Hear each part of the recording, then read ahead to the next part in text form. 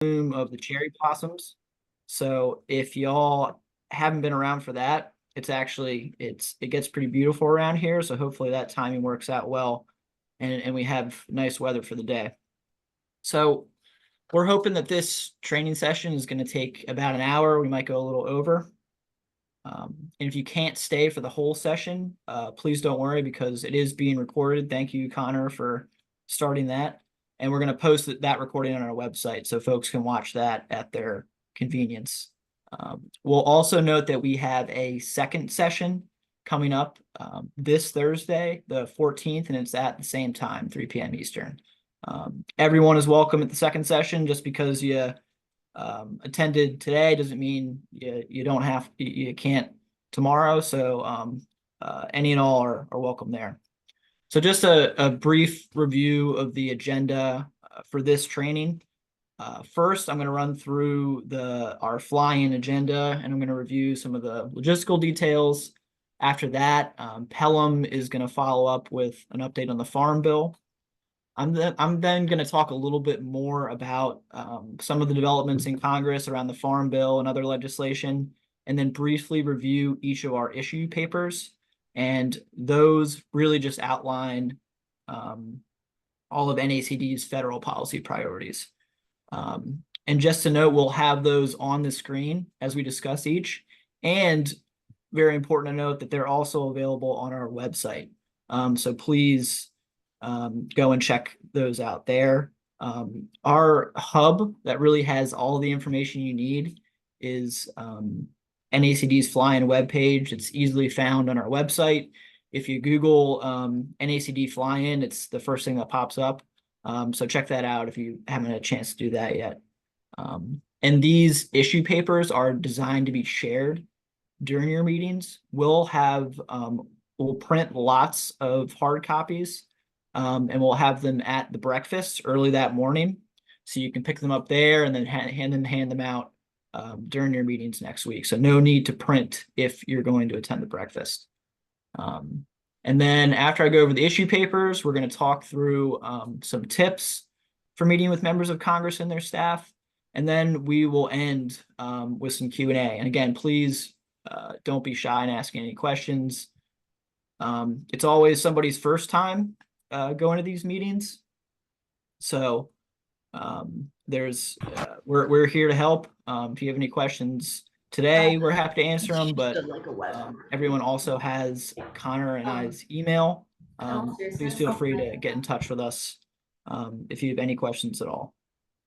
And just a couple more plugs, and then we'll actually get into reviewing the agenda. Please, on that fly-in webpage, register for the events, the breakfast briefing, and the reception. And then also share your meetings through the link and the form stack survey that we have on that webpage. Sharing those meetings helps us track participation, and it ultimately helps our staff better help you.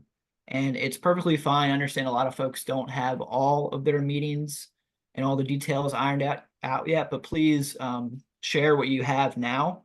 And that allows us, again, to better help you and keep track of things. And it's also important for any follow-ups that you might have with offices. In many cases, over the past couple years that we've done this, it's allowed us to do a better job of following up with questions that members or staff have. So please, one last plug to please share your meetings with us via that form stack survey. And then one final thing on scheduling meetings: if you need help either getting contacts for congressional offices, if you haven't heard back from offices after bumping a request, or if you have other schedule related questions, please feel free to reach out to our team. Connor and I are the best contacts, and we're very happy to help with any scheduling issues or needs.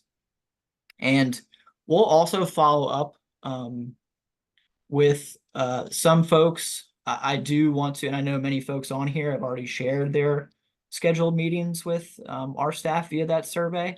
Connor and I will be reaching out to folks over the next couple days to possibly have our team join some of these meetings, and to possibly have some of our executive board join some of those meetings. So just a heads up that you might get an email from our team. And sorry, one last thing before we get into the actual agenda. If you can, please take pictures after your meetings. This is something that members of Congress and their staff are really accustomed to doing. Many of them will facilitate it without even you asking, and then share those pictures and a nice message on social media, Twitter, Facebook, Instagram, TikTok, whatever folks are into nowadays. And our comms team has posted some examples that you can draw from, again, on that fly-in webpage. And they've also included some cool fly-in and NACD hashtags you can use. And then I'll also note that members of Congress and their staffs, they also really appreciate being tagged in photos, and they really appreciate those nice messages, about the meetings that you had with them. So tag them if you're able to as well. Our comms team has been doing a really good job with this. So touch base with them or us if you have questions about any of those resources, but make sure to check them out on our fly-in page. Okay, so let's quickly go over the agenda. And actually what I'll do, that's posted on the website. Could you go to the map first, Connor? Okay, so next Wednesday, the 20th, is our big day. And we're getting started bright and early. We have the breakfast briefing at 7 a.m. in the Russell Senate office building. So that is number 1 on the map. Connor's hovering over it now. The best entrance to use, especially that early in the morning, Connor, if you go over to the right side of the building, and if you go to that intersection between the 1 and 2 buildings, yep, it's 1st and C Street, and that's likely the only entrance that's going to be open at that time. So we encourage you to go into that entrance. It's actually the Dirksen building that you'll be entering. You'll go down into the basement. Pro tip, if you go into the basement of either the Senate or House office buildings, you can travel between the buildings without having to go outside and then back in. So go down to the basement level, follow signs for Russell, and our breakfast is in room 325. There'll be groups of NACD members going in at the same time, so our staff will be doing our best to shepherd folks in the right direction. Please, we do have the breakfast starting at 7 a.m. on the agenda. I would advise folks on here, after talking to some of the congressional staff, to please don't plan to come earlier. I don't think they're going to let us in before 7. So if you could plan to get to that entrance at 7 o'clock, that would be great. And just a couple notes on getting into the building. You don't require a staff escort to enter anymore. That was the case for a time during COVID and after some of the more recent security concerns. And it's really the same security if you think of as going through an airport, except that you don't need to take your shoes off. So you send your belt, your phone, your wallet, your keys, anything metal into a bin that goes through a scanner, and then you walk through a metal detector. And then again, once you're inside, if you go down to the basement level, follow signs for the Russell Senate office building, and then over to room 325. One question that I've received a few times that I'll just address now. Some folks may have meetings that start that overlap with the breakfast briefing. And, folks are asking if it's okay to leave the breakfast briefing early. And the answer is yes. we'd love to, see you at the breakfast briefing. It's great if you can join the beginning of that, but you're there to meet with your representatives. So that's priority number one. So not a problem at all if you have to leave a bit early to meet with a member of Congress or their staff. So after the breakfast, folks will go to the meetings that they've scheduled that day.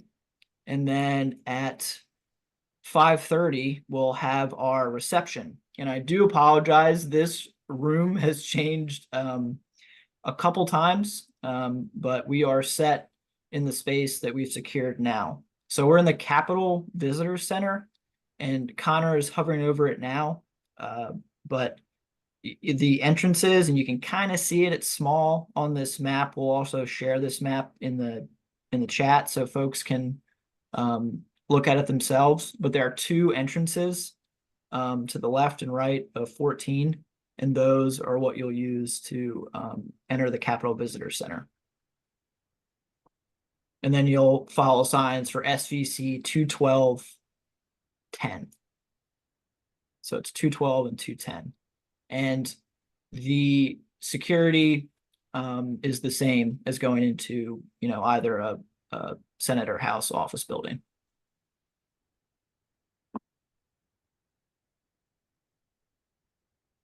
Don't try to go up the Capitol steps, or the nice Capitol police officers will nicely tell you to leave. And really encourage all of you to come to that reception. It's going to be a light, fun event. Please share that invitation. We already have blasted it out to, all of our contacts in Congress and within the agencies and all of our partners. But share that with folks that you meet with. It doesn't matter if it's a member of an office's staff or the member themselves. Encourage them to come. Representative Baird, who's the chair of the House Ag Subcommittee on Conservation, is going to join and provide some remarks. Chief Cosby is going to be there. He may provide a few words too. But it's time for us to get together and celebrate a big day of advocacy. So again, please join us and invite all of the offices that you meet with to stop by for a drink too. Okay, so that was a quick review of the agenda and a few logistical points that I wanted to emphasize. We'll stop here, and any questions on any of that, I will look at the chat now.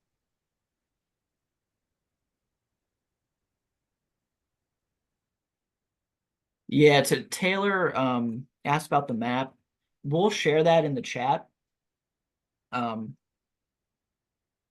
I think this is a good, helpful map. So yeah, again, we'll share that in the chat. Jerry noted, and I think this was in response to some trouble getting in last year. It's a little bit difficult sometimes that early in the morning to get bigger groups into those Senate office buildings, and we're trying to smooth things out this year. But again, if you use that entrance on First and C, we should be able to get in at 7 a.m. Any thoughts or questions? Folks can also feel free to unmute themselves and chime in if that would be easier.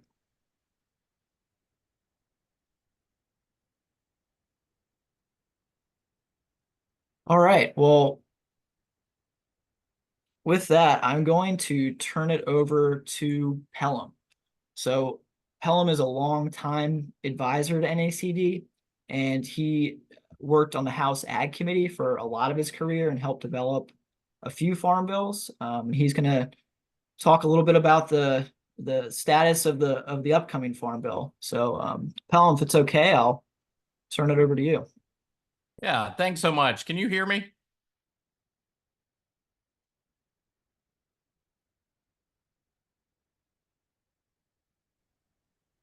Yep.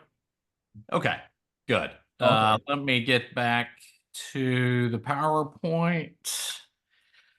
Yeah, so As we sit here in March, the odds are stacked against a farm bill passing into law in 2024. There are a lot of different reasons for that. One is just the congressional calendar, with it being an election year. There's just honestly not a lot of time uh, until the end of the year. We have a long August recess. The members are out in October to campaign. So unless we are likely to see movement, sort of pretty quickly, again, the odds of a farm bill are long. We are, though, likely to see some type of movement in the House, possibly as early as mid-April. Chairman Thompson in the House wants to release a farm bill, wants it to go through the committee process, and is targeting mid-April to do that. With that said, it is a great time to be coming to Washington with a simple message of one, needing a new farm bill and needing a new farm bill this year, and one that integrates all of the IRA funding into the farm bill. And we'll get into that a little bit more. So, as I said, Chairman Thompson has said from day one he wants a farm bill this year.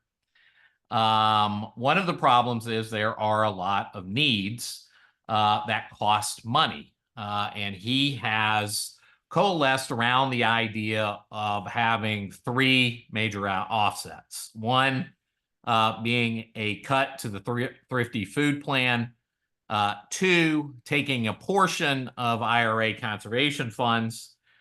And I want to stop here and talk about this. I think how much of those funds that they are looking to spend elsewhere is probably changing day by day, and I think in a positive direction.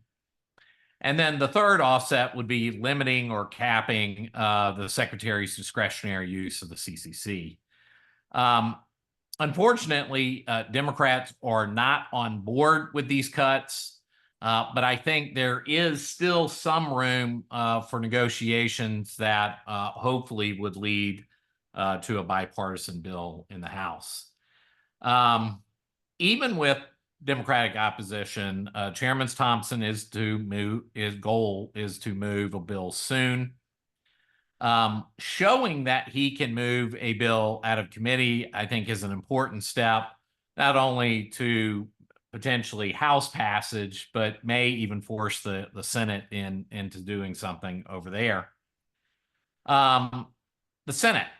I think the Senate continues to struggle to find compromise. Senator Bozeman, the ranking member of the Senate Agriculture Committee, has drawn a hard line of ensuring that the farm is in the farm bill. That's sort of his talking point there, to ensure that Title I, which is the commodity programs, and Title 11, which is crop insurance programs, that they are provide a capable safety net for farmers and ranchers. Senator Stabenow, who is the chair of the Ag Committee, has said she would rather not have a new farm bill, rather not have a farm bill than make any cuts to SNAP or the IRA. We have really not seen any breakthroughs in months over in the Senate. So what do we know about the House bill? Now, you may hear a lot of consternation from House Democrats about the offsets that I talked about earlier, but that's really sort of the only sticking points. There is bipartisan language throughout the House bill. And if you talk to Democrat Agriculture Committee staff, the actual bill language in the conservation title is very good, is very bipartisan. Some of the sort of big picture themes you will see in a House bill. One, that CRP will be modernized with the goal of making it a more locally led and incentivizing marginal land. NACD was able to see an earlier version and give feedback on that bill. The House is also likely to simplify RCPP and return it to its pre-2018 Farm Bill roots of alignment with the covered programs, while also responding to stakeholder complaints on administrative costs and technical assistance. EQIP and CSP are not likely to be amended heavily. Both the House Republicans and House Democrats had a portal that their members could put requests into. The highest request by House Republicans was to not touch EQIP, that it works and works well now. The House will also prioritize PL 566, the watershed program, for more funding, and will look to streamline the program. This is a priority for former Chairman Frank Lucas and certainly a lot of other members. Some other ideas that the House has interest in are a state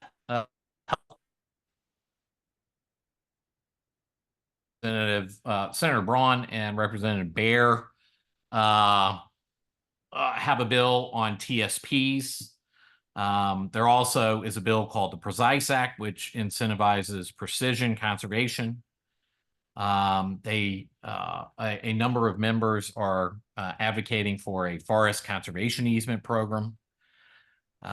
We've heard they are talking about AGI reform. There has been a lot of desire to work on innovation in conservation practice standards. Representative Spanberger has a bill on that.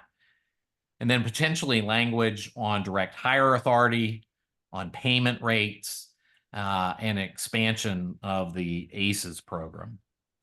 What we know about the Senate bill, the Senate is less likely to make comprehensive changes to CRP.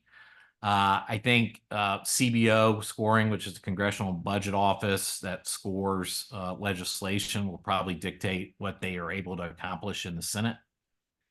One of Senator Stabenow's biggest priorities in the conservation title is RCPP.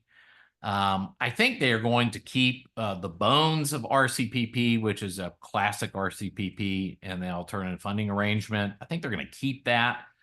But I think the Senate bill is going to focus on innovation and outcomes. In the Senate, I think we are going to see proposals from Democratic senators to focus the program more on climate, whether there can be compromise between Stabenow and Bozeman staff on that. I think it's an open question, but I think we are going to see a few things in EQIP on climate. As I talked about earlier, the Braun-Baer bill on TSPs, I think will be a part of the bill. But I think anything that costs sort of new money, like a soil health grant or a forest conservation easement program, is going to be difficult in the Senate, because I don't think Senator Stabenow sort of wants to play around with the allocations of the IRA bill. Bottom line, so both houses face enormous odds to pass a farm bill this year. If we don't see some movement, I think in the next month, the congressional calendar works against against farm bill proponents. Certainly, if a farm bill is not passed out of one of the houses before July, really just the elections come into play, and unfortunately, I think we'll see the need for another farm bill extension. So, happy to answer any questions. I love talking about the farm bill, so happy to answer anything about the farm bill, or how members might react to a farm bill conversation. So, Pelham, this is Carl. Are we wasting our breath then to say we really need to get the farm bill passed, or we just stay at it and hope that the elephant can be moved? Carl, it's a really good question. And I think What I am trying to do is to give you a reference on where they are in the Farm Bill. I think our public position, our public advocacy is that we need a Farm Bill. While I think it's going to be very difficult to get one done, none of what we call the principals, the four principals, the chairs and ranking members of the committees, none of them have said, oh, no, we have no chance of getting a Farm Bill. So I think it's fine. And I would definitely advocate for us to continue that message of needing a farm bill this year and continue to advocate to ensure that that IRA money goes into the farm bill baseline. Pelham, can you talk a little bit about what happens if we don't get a farm bill, and what, extending the current farm bill looks like, and what does that mean for, grants that people might have for NRCS or other partnership agreements and things like that? Yeah, so this is one of those questions that's difficult to answer because in some respects, an extension, a one-year extension of the Farm Bill, you don't see a lot of bad things happen. Right now, the major conservation programs are actually authorized through 2031.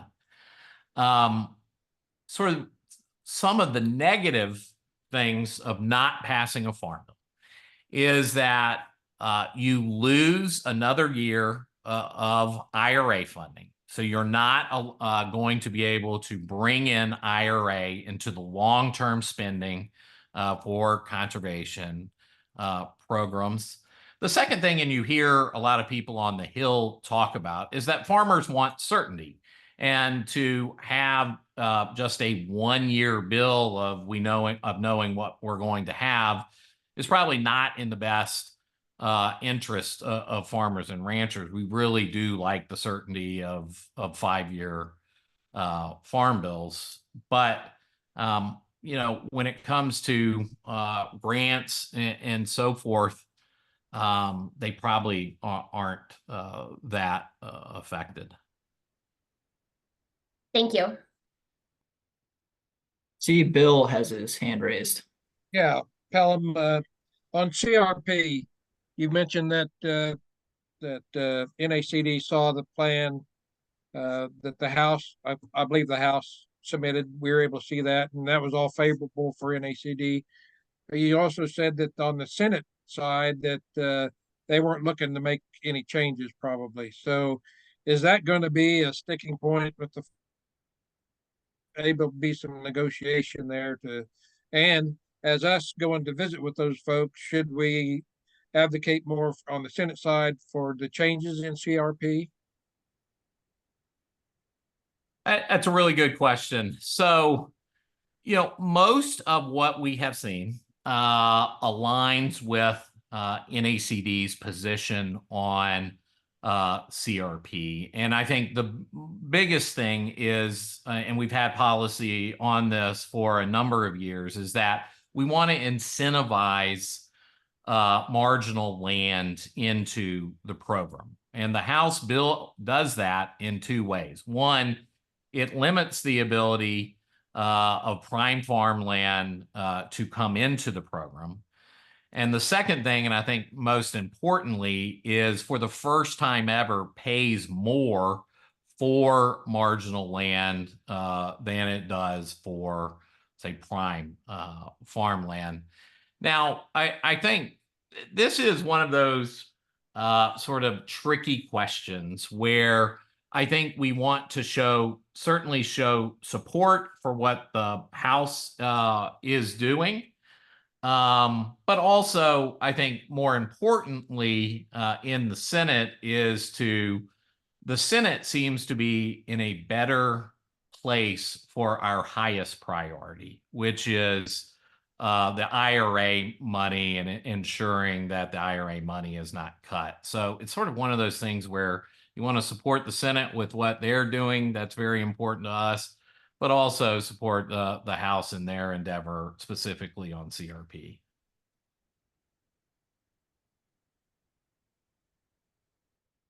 These are all really, really good questions. On the IRA money, so do we want to keep a hard line on that and say we do not want that to get out of the conservation title, or are we willing to negotiate on that some? Yeah, I think our position is very clear, and that is that we have a hard line on that we support all of the money from the IRA to go into the Farm Bill. Now, that becomes super nuanced, as we go to the Hill. Look, this is NACD's position, and we tell our members that that is our position. Where I think it becomes nuanced is we won't support the Farm Bill, or those types of sort of ultimatums that we want to stay away from. Ultimately, I think, we'll have to see, as I say, we call balls and strikes on what a House or Senate bill looks like. And that is one of the things that we'll have to judge the bill on. So let me be clear. I think we go into these meetings saying this is our position, but not giving them some ultimatum that it's either this or we won't support you. This is actually a really good transition into some of the follow-up on the Farm Bill I was hoping to touch on. Pelham, is there anything else that you wanted to share with folks, or any other final points you wanted to make?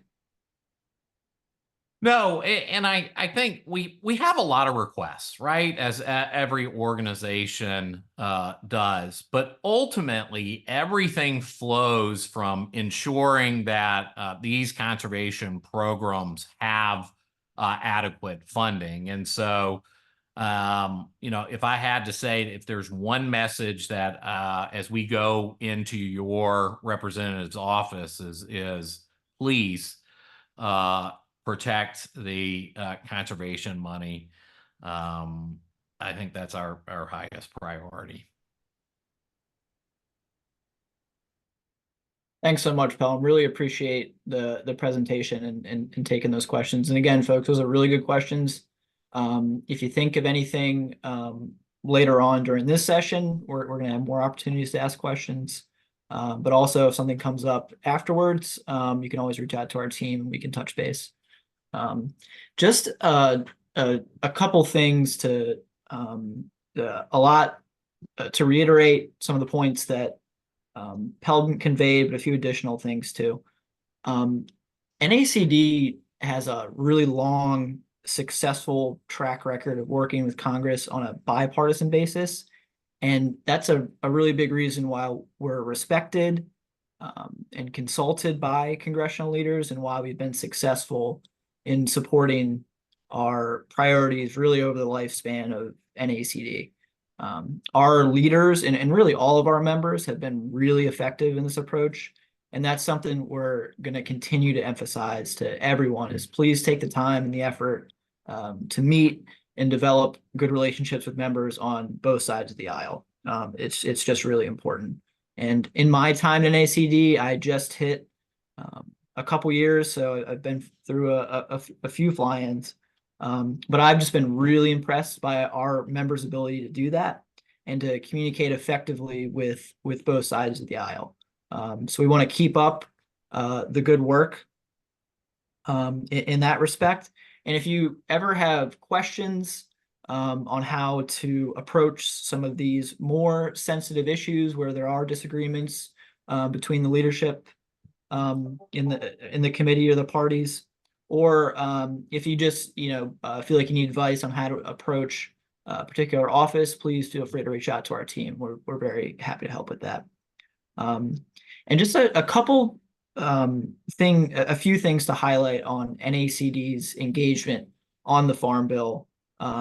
Really, since we as an organization started working on it.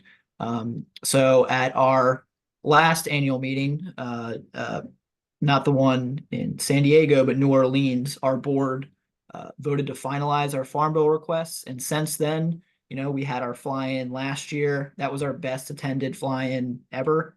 And our members did a really good job and met with hundreds of representatives and did a really good job of advocating for our requests. Over the past year, we've had dozens of folks participate in local Farm Bill roundtables and listening sessions across the country.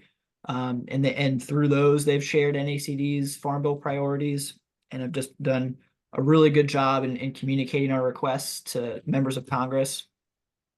NACD, this isn't as recently, but has testified before Congress a couple times this Farm Bill cycle. We're really couldn't ask for better. I think we're, really among the top organizations that have been called upon, again, in this cycle to testify before the agriculture committees to talk about the Farm Bill. And then, just this past December, Bill, not seeing if there's other members of our executive leadership team on the Zoom, but they met with House and Senate Ag Committee leaders. They met with the four corners of the House and Senate Ag Committee to discuss, Farm Bill negotiations and to push for these requests. And we've had other board members, I think Bill was involved in this group too, that have met with members of Congress even more recently. And then at the staff level, Pelham alluded to this a few times, but we're continuing to meet with members and committee staff to review requests, to answer questions, and also to react to some of the proposals that are being considered. And then, we've also engaged in other ways. We recently sent a letter to the leaders of the House and Senate Ag committees advocating for that top request to integrate the IRA conservation funding. We sent that letter a couple months back, and we've recently talked to the agriculture committee staff about it. And just to Pelham did a really good job of this, but I will reiterate again, the IRA integration, that is our biggest Farm Bill request, and it's something that we really encourage y'all to focus on in these meetings. Because of some of the nuances, we really do encourage you. It doesn't matter if you're meeting with a Democratic or a Republican office. That's something I think that needs to be emphasized. So right now, as Pelham noted, that funding that the IRA provided, about $18 billion, can't be spent after 2031. If it's integrated into the Farm Bill, that money becomes a permanent part of the baseline and would go on in perpetuity. So that's just a massive opportunity, for a huge amount of long-term funding for these NRCS programs that are most important to our members. So again, that's just that is I think our biggest priority for this fly-in, and really encourage folks to share those requests in their meetings with members and staff. Pelham noted this, and I won't go into great detail, but we've met with the staff of the House Agriculture Committee on both sides. Most of those folks have different views on how exactly to integrate the IRA conservation funding. Like Pelham noted, do they want to integrate all of it or just a portion of it? How do they want to handle the climate sideboards that the IRA mandates? So there are a lot of questions, but the most important thing, and again, we've sent letters about this, we've communicated this, pretty constantly to committee and other Hill staff, but just our position is that we'd like to see all of that funding integrated into the conservation title.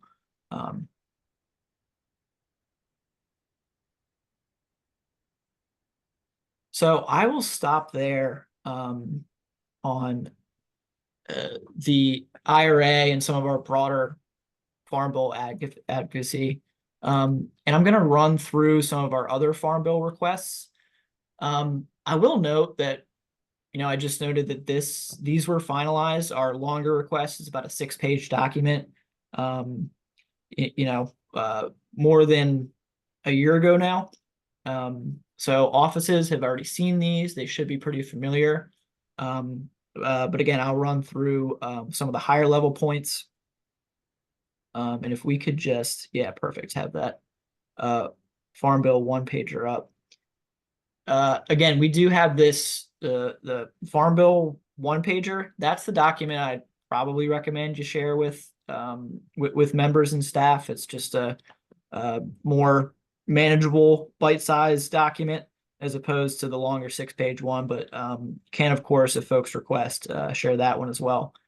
And so just a few of the more prominent themes in our requests. You know, we're all about locally led conservation and the locally led delivery model, which, as everyone here knows, is heavily supported by districts.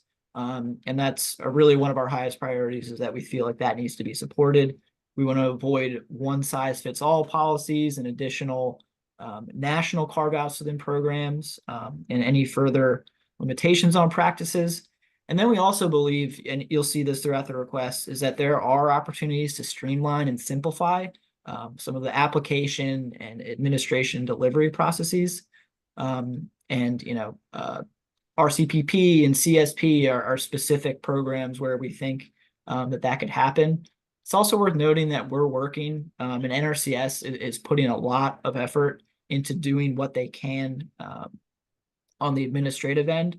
But just know that's a big priority for us. And that's also really recognized by many members of Congress.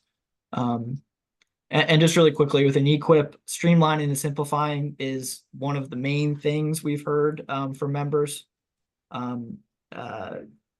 Certainly welcome folks emphasizing that during meetings. Within CSP, updating conservation practices, enhancements, and bundles, really just making sure producers have access to the most updated practices and enhancements. And then also allowing criteria determinations and selections to be made at the local level. That's really just in line with our call for locally led conservation. Within CRP, Pelham noted a few of these things and also noted that you know, the House is working on language that supports many of these priorities, but they, you know, doing things like reestablishing signing incentive payments and proactive incentive payments to get more land managers and more land enrolled in the program. You know, we call for increasing the overall CRP payment limit. And then, like Pelham noted, paying more for the most marginal land. So we're happy to see that, you know, Congress is seriously considering some of those proposals, and we'll continue to work with both the House and the Senate on some of those things. And then within RCPP, I think one of the biggest things is streamlining and clarifying some of those application and implementation processes. That's really the biggest thing we've heard from members. And then we're also calling for sponsors to work with conservation districts and local working groups.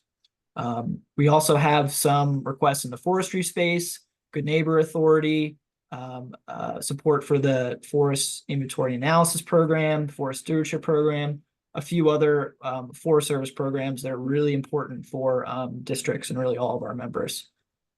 So again, share that one pager with folks. If folks have questions, this isn't just for the Farm Bill one pager, and you are unsure of the answer, please feel free to reach out to us, and we're happy to help communicate anything to those offices. So I will stop there on that issue paper. Do folks have any questions or thoughts that they wanted to share?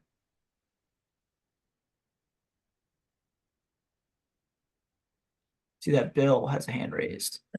Yeah, I want to go back to the IRA money and talk a little bit about the sideboards you're talking about. What is NACD's stance on the climate smart sideboards, or would we like to see those taken off? Yeah, that's a really good question, Bill. And I think the answer is we strategically do not have a position on those sideboards. So I think something to note is that Senator Stabenow, the chair of the Senate Ag Committee, would like all of the funding to be, all of that IRA conservation funding to be integrated into the conservation title, and she wants to keep all of those climate sideboards. Those climate sideboards are really just the IRA requirement that says you can only use that funding for EQIP and CSP and some of those other NRCS programs to support practices that are on the climate smart mitigation list. And that's just practices and enhancements that NRCS has determined to reduce greenhouse gas emissions. They've been working to expand that list, which NACD is supportive of and has been encouraging. We heard that they're today, just that they're continuing to do that. But on the other side of the aisle, her counterpart, Representative Bozeman, would also like to integrate all of the IRA conservation funding into the conservation title, but remove the climate sideboards. So that's just, and it's a similar dynamic on the House Agriculture Committee. We have purposely not taken a position. I think that our position now is we would like folks to work on a bipartisan basis to come up with a solution on those sideboards. Like Pelham and I were emphasizing earlier, really the most important thing is that they work together to integrate that funding. That's the most important thing. We feel like they can come to a reasonable compromise on the sideboards. Not sure if that, if Pelham, if you have any thoughts or wisdom on that. Yeah, bottom line is NACD has not taken a position on the climate sideboards. It is a very political issue where you see the vast majority of Democrats on the Hill supporting the climate sideboards, with on the opposite side, vast majority of Republicans not supporting the climate sideboards. I think this current administration supports the climate sideboards, but there are a lot of counterpoints on that about especially climate resiliency. So the language in the IRA only allows for practices that lower greenhouse gas emissions. And I think there is a good point about practices that help communities be more resilient to the effects of climate, and those practices are not eligible for IRA. As Chris mentioned, we sent a very important letter in January about our support of bringing the money into the Farm Bill, but we purposely steered clear of what is a very partisan issue. Thanks, Pelham. And that is a really good question, Bill. And I think that just that point that we really don't have a position is perfectly fine to share with members of Congress if that does come up. Yeah, well, with the conversations I've had, that has come up, and so we have taken the position, neutral on that. I just want everybody to be aware of that and all, speak the same language here. Appreciate that, Bill. That's a very good point. Any other questions on the Farm Bill before we move on to some of our other issue papers? Okay, we'll dive into our appropriations issue paper next. So really, Pelham emphasized this. I'll do it one more time. In the Farm Bill, I think calling Congress to integrate that funding into the conservation title is priority number one. In appropriations, and this has been the case for a long time, we do want to see an increase in funding for conservation operations, which supports conservation technical assistance. That's, I would say, number one in our appropriations request. So I'll give a little background about where we are and where Congress is on appropes, and I'll talk a little bit more about that too. So unfortunately, like the Farm Bill, the passage of annual federal funding bills, they're called appropriations bills, has also been delayed. Folks are probably aware that up until the end of last week, the federal government was running on the third continuing resolution of fiscal year 2024, this fiscal year. And continuing resolutions are just bills that temporarily fund the federal government until Congress can pass the full year appropriations bills. So last week, we're many months into fiscal year 2024, Congress finally passed just the first half of these bills to fund some federal agencies.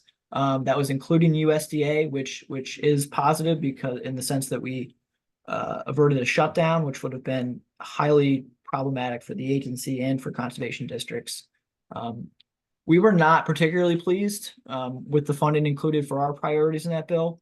Most of our priorities saw minor reductions, and that's mainly for a couple reasons. Congress was under, and folks, have probably seen this in the news, but they were under a lot of pressure to reduce spending. NRCS as a whole and several other agencies saw budget cuts. And in addition to that, many of our priorities that I'll go over here in a second have received supplemental funding in recent years through bills like the IRA and like the bipartisan infrastructure bill. But despite that, we really need to push Congress to increase funding for these priorities. And in conjunction with that, we also need to push them to pass these bills on time, so agencies don't have to waste time and money preparing for a potential shutdown, and they need time to be able to plan and budget effectively. That's something that we've heard pretty continuously from NRCS, and they're not the only federal agency that feels that way. So NACD put out a press release in response to President Biden signing that bill into law. So that's on our website. Please feel free to check that out and emphasize some of those points. But the main ones are, we're pushing Congress to pass these bills in a more timely manner, and we're pushing for increases for these requests. On Monday, President Biden released his budget proposal for the next fiscal year, which is basically just the White House's request to Congress for what they would like included in these appropriations bills. And overall, this budget request was positive and requested increases in funding for many of our priorities. This is just the administration's request. So in a lot of ways, I don't think we can expect all of it to come true. So now Congress is preparing to develop fiscal year 2025 appropriations bills.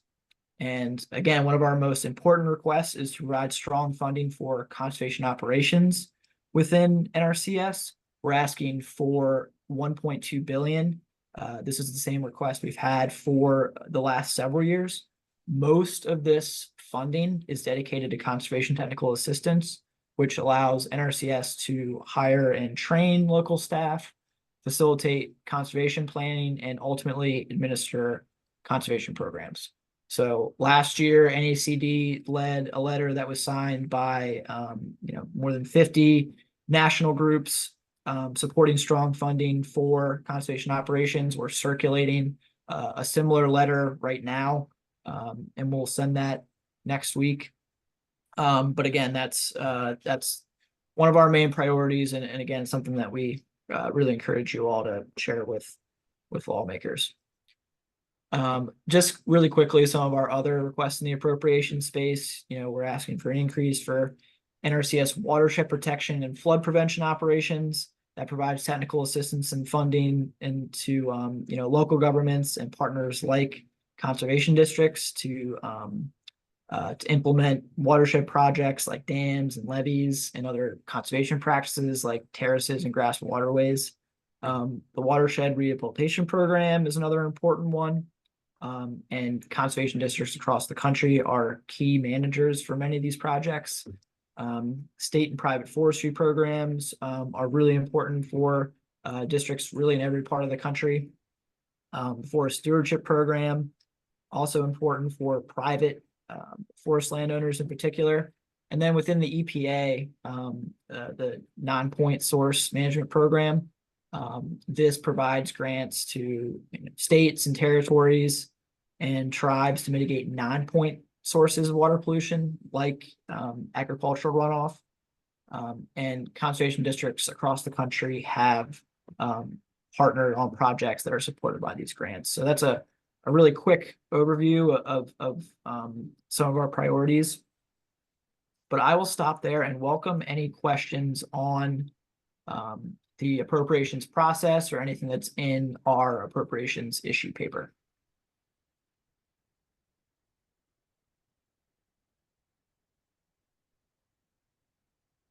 Okay, let's move on to the forestry and wildfire paper next.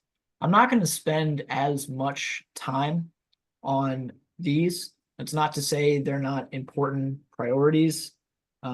Please share all of these materials with folks that you meet with, but just in the interest of time and to allow for questions at the end, I did want to move through these a little bit more quickly. So in the forestry space, the federal government really does play a big role in providing resources that are necessary to effectively manage forest lands. One big point that I always like to emphasize when I'm meeting with congressional offices that, and this is in the issue paper, is that more than half of the forests in the US are privately owned. So private forest landowners really need the support and resources like technical assistance to keep our nation's forests as a whole healthy. Conservation districts already play a big role here, and we'd like to see them become even more involved. And it's really easy to sell a lot of these priorities because good forestry management provides so many benefits. You know, it increases carbon sequestration, improves water quality. It helps mitigate wildfires and prevent soil erosion, helps protect wildlife habitats, and the list goes on. There, you know, has been recent funding provided through bills like the Bipartisan Infrastructure Act and the Inflation Reduction Act that have provided opportunities for districts and other partners to get more involved in the forestry management space. And many districts are taking advantage of this through programs like the state and private forestry programs. So a few of our requests in this space, you know, really supportive of good neighbor authority agreements. These allow the Forest Service to work with states and communities and districts to put good forestry practices on the ground. Many districts, you know, and really in lots of areas of the country are already involved in these agreements. And we've worked with the Forest Service and Congress over the past couple of years to improve the ability of districts to enter into these agreements with the Forest Service. Stewardship agreements are also important and worth asking for additional support for. And then again, I've said this a few times, but the state and private forestry programs, really important in providing technical assistance and funding to private forest landowners. Onto the wildfire section of that paper. So this is just a really huge and growing problem, particularly out west. You know, folks have seen this all over the news over the past few years. And it's really both on public and private lands. And it's really, this issue has been emphasized during recent congressional hearings. Most recently, Secretary Vilsack testified before the House and Senate Ag committees last month. And this was brought up during both of those. But a few things we're asking for in the wildfire space. Workforce capacity is huge. That's something that the Forest Service has continuously emphasized. It's something Secretary Vilsack talked about, and that's something that we would like to see more support for too. Post-disaster landowner assistance through the Emergency Forest Restoration Program. We'd like to see some improvements and more support for that. Support for practices like prescribed burning, other preventative treatments, and then increase pre- and post-fire grazing on public lands is an important tool as well. So I will stop there on the forestry. Can we move to the climate issue paper? I also apologize if folks have been speaking up and I haven't responded. My speakers are being very funny today.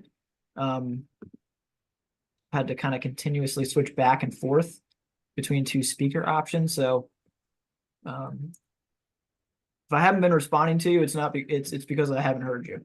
But please feel free to try again.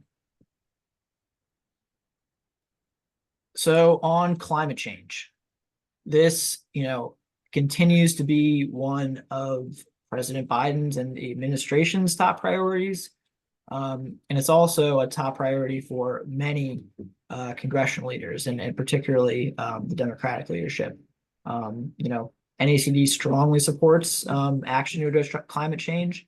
And, we've really always said that our members have been climate smart before that term became fashionable. And really all the practices that conservation districts are helping to put on the ground are working to address climate change and do, really other important things too, like, just reduce pollution and increase resilience, prevent erosion. I think those can all be put into the climate smart, climate resilience bucket. So in the issue paper, we highlight a few things that NACD is doing to support districts in the climate space. We talk about the Soil Health Champions Network, which is just a really great program. Please also check out our soil health case studies. These are published in coordination with the Soil Health Institute. It features 30 farms in 20 states. All that information is available on the website. It would be great too if the office that you're meeting with is representing one of the 20 states featured. I think that'd be a great thing to highlight. Our communications team does a really good job highlighting those every week. We also point to the partnership Climate Smart Commodities program. NACD is leading a large project through that grant. And then we also talk about the Urban Conservation Initiative, which helps, for some of those climate smart practices in more urban communities. And just some of the bigger priorities in terms of congressional requests in this space, conservation technical assistance and conservation planning and workforce development are really three big priorities in all aspects of climate work. And that's something that we're always emphasizing. Simplification of federal conservation programs, that's something that's reflected in our Farm Bill requests and some of our other requests. Another thing, and we've worked really closely with NRCS on this too, but NAC has always pushed for a holistic conservation systems-based approach to addressing climate change through NRCS and USDA programs as a whole. We do think that climate resilience should be included in that kind of climate smart conversation, and that's something that we're always working with NRCS and our partners on. I think climate resilience is something that really all members of Congress are able to get on board with. So I will stop there on climate. I'll also pause. I realize I'm moving a bit more quickly through these last issue papers, but any questions on the climate issue paper or the forestry issue paper before we truck on to our next one?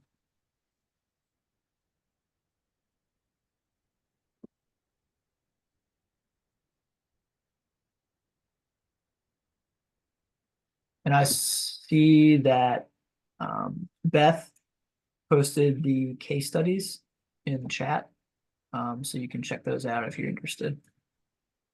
All right, wildlife management would be great to move to next, Connor, if we can.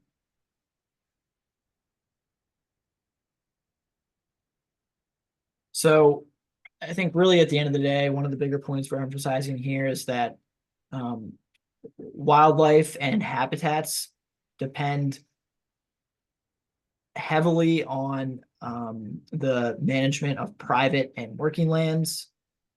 So conservation districts obviously play a really big role in helping these communities, protect vulnerable species and also control invasive and disruptive species. These are also, big priorities for many members of Congress.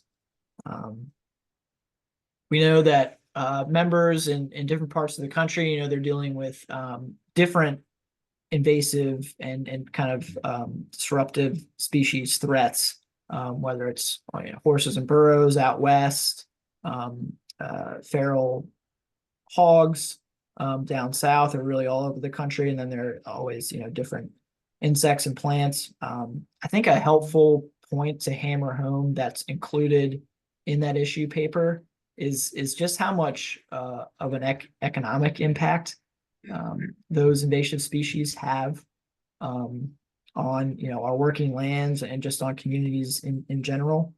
I wasn't that clued into the actual amount of damage that hogs can do, but I will always remember Mark Masters, our Secretary Treasurer, showing us pictures of a field in Georgia where just huge portions have been completely destroyed by some of those hogs, and it was done overnight. So our invasive species subcommittee and comms team did a nice job updating some of the information in here. But again, I think one of the bigger points to drive home in the invasive species front is just how disruptive a lot of those species really are. And ultimately, what we're asking for is just scientifically proven practices that keep these invasive species population at manageable levels. In San Diego, our board approved a policy to support sodium nitrate as a tool to control hogs. Some other priorities in this space include, we strong support for APHIS to administer their feral swine management program. We need more funding for BLM to run their wild horse and burro program. It's actually really crazy for folks, maybe folks like me who, grew up on the eastern half of the country and aren't as in tune with the horse and burro problem that they have in places out west, like Utah and Nevada. But those populations are just really skyrocketing, and like the feral hogs, they cause an incredible amount of damage and are becoming very costly to manage. So that's a big priority for us. Also asking for increased technical and financial assistance for agencies to conduct, trapping and removal. And then we're also asking for the development and dissemination of specific planning recommendations. Then just really quickly on the Endangered Species Act, that's something, I'm not sure if Libby is on here, but that she's been doing a really good job of monitoring and developing NACD positions on. But really what we're looking for here, common theme across our requests, we would like local input and some local control into that ESA process. We want to update and modernize some of the ESA provisions and really just want the Department of the Interior and some of the other agencies to consider input from states and local folks like conservation districts. Okay, so that is a very quick run through of our issue papers. I see that Carl has his hand up.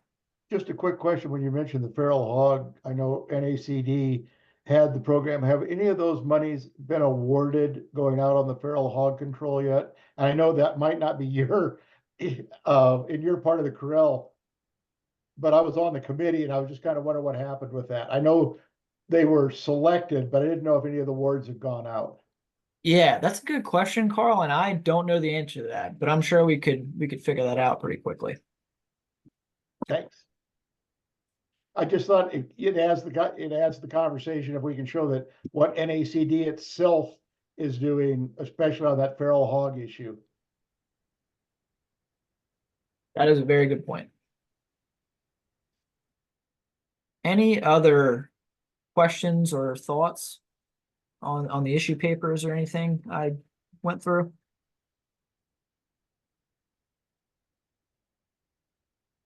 Okay, so the remainder of our time here, I would like to dedicate to any questions you all have. Just really quickly, I think, again, I just want to compliment our folks. I've, in my couple years at NACD, joined many, many meetings with both our leadership and other members in their meetings with members of Congress. And you folks just do a really, really good job. So I have full confidence in you. Like I noted in the beginning, it's always somebody's first time, or they might be a little more new to this. One thing that I recommend, if you don't have an existing relationship with a congressional office or a member, one of the better things I found to really kick things off is just really going over the basics, describing what a conservation district is and what your district does in your county to put conservation on the ground. A lot of times the members of Congress and their staff, they're jumping from so many different issue areas to another. They might be talking about, foreign policy in the meeting before they get to you. And some, frankly, just aren't as in tune to the ag or conservation world. So always, start simple, start small. Don't assume that folks are really in tune with the important work that you do. But please do, give them the basics and drive home that what you do is you're all have it easier than most groups. You have on the ground impact in every district in the country. So that is extremely powerful to share. Another piece of advice I've always shared and try to practice. If you don't know the answer to a question that's asked by a member or a member of their staff, it's always perfectly acceptable to say, I don't know, but I will figure it out and get back to you. And that's a good opportunity for y'all to reach out to Connor and I and the rest of our team, and we can help you get the information that you need back to those folks. I'll also plug again to, if you can, take pictures. Again, that's not a new thing for a member of Congress to take a picture, or really with their staff. They'll welcome taking pictures with you too. But again, check out all of our social media materials on the Flying webpage that our comms team put together, and encourage you to use some of those drafts and some of those hashtags if you can post. All right. Well, those were really the things that our team was hoping to cover. And really, the remainder of this, we would just like if folks have any questions, please feel free to chime in now. But yeah, overall, just really looking forward to this. We had a really good flying last year, and we've had even more folks RSVP this time around. So we're really looking forward to it. Carl. Yeah, I don't want to dominate this at all, but last year was my first year doing the fly-in and stuff. And just for all the people that are participating, and I don't know how you did it, but it was extremely helpful. I know particularly when I met with my state representative, Chris sat in on the meeting with me. And I mean, the staff can only be so many places, but it was really helpful to have both his knowledge and my face in the same place at the same time. And it did make an impact. They remembered it when I talked to them this year. That's great. And again, will take the chance to compliment all of you. I've joined, again, many of your previous meetings with members of Congress, and folks just do a really, really good job. And I think we're well set for next week. You really have all the materials we need. We'll have those printed for you during that breakfast. So again, welcome any questions that folks have now. But again, I will plug that we will have an additional training session this Thursday, the 14th, at the same time at 3 p.m. So feel free to show up if you want round two or weren't able to make this full session. Go ahead, Bill. Yeah, I just wanted to say that everybody that's going, have a good time at it and make it a fun event. This is a real opportunity to be able to get to go to the Hill and visit with your congressmen and senators and Bill stuff. Lomax here. And it really can be a fun Good, time, how are an you? exciting time.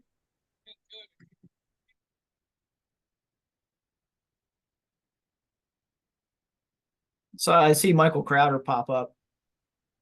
Do you have any words of wisdom, Michael?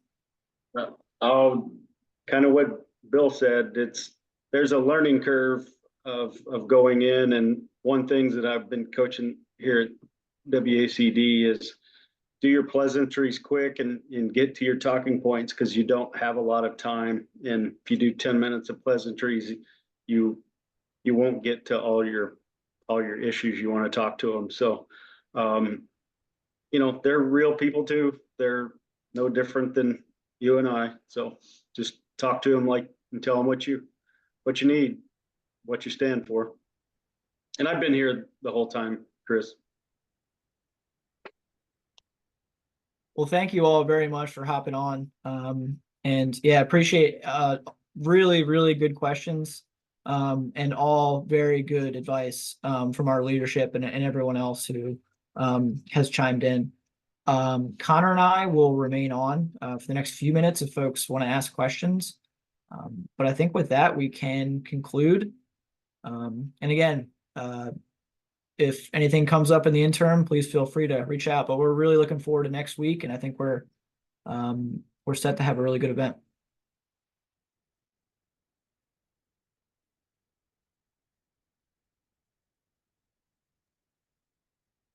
All right. Thanks, everybody.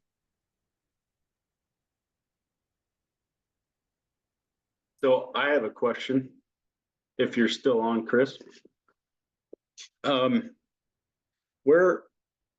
And just jog my memory where we're at on bringing the climate smart into Farm Bill.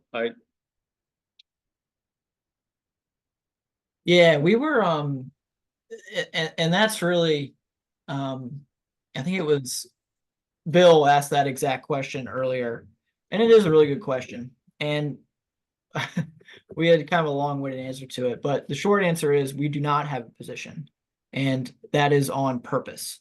And kind of the example I gave is, Senator Stabenow has, for months now been saying she would love to integrate it. She's not, but if she does, the sideboards have to remain. And then Senator Bozeman is saying, I'd love to integrate it, but we have to remove the sideboards. So our position now is, I guess let me rephrase my question. Where were we at in our Farm Bill principles? I don't remember. Can you remind me where we were on that issue? Have we changed our stance? No, it really hasn't changed at all. And I think we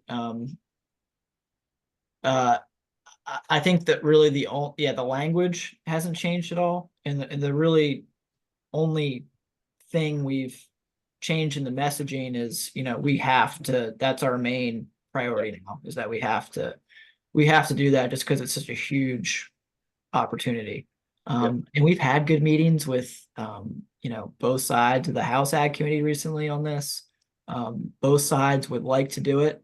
But it's really, it's those sideboards that are tripping folks up. And it's not just, it's Republicans and Democrats that need to need to hear it. So we're encouraging folks to. I couldn't remember what our original stance was on that. I know what our stance is now, but I couldn't remember. So, okay. Thank you very much, Chris. Yeah, thanks for hopping on, Michael, and thanks for sharing your wisdom. We talked a little bit about your testimony a little earlier on. Appreciate it. All right, well, we will end things there. I think we only have a few folks left, but thanks again for joining, and please feel free to reach out if you have any questions. Thanks, everybody.